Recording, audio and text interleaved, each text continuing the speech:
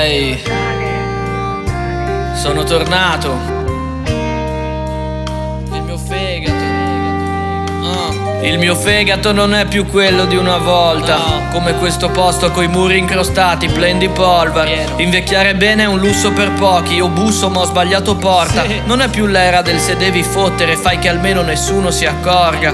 Il passato è una nave sepolta con una cassa di brandy. Passagli il bicchiere, dai, prendi. E così avanti per anni a oltranza, fino a che il nostro culo ha preso la forma della panchina in piazza, sì. Fino a che siamo diventati dei mostri, orgogliosi di quanto riuscivamo a reggere, dei colossi, fino a che i vecchi al bar ci portavano rispetto, non ci trattavano più da deboli, mentre l'alcol si riversava come pioggia acida sui nostri fegati.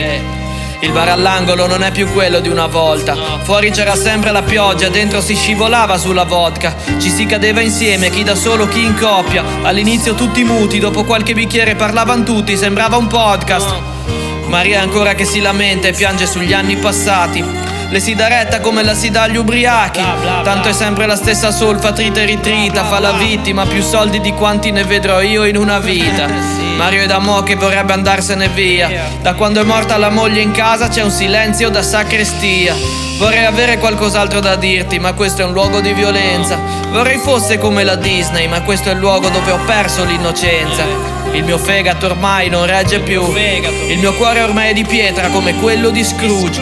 La mia testa è come un tempio ormai, Temple of Doom. La mia anima col tempo si è inacidita come quel room.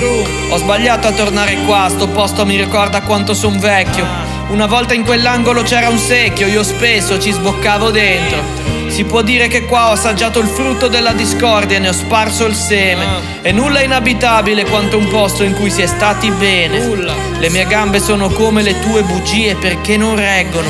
I bambini qua sono cattivi come le madri che li allevano.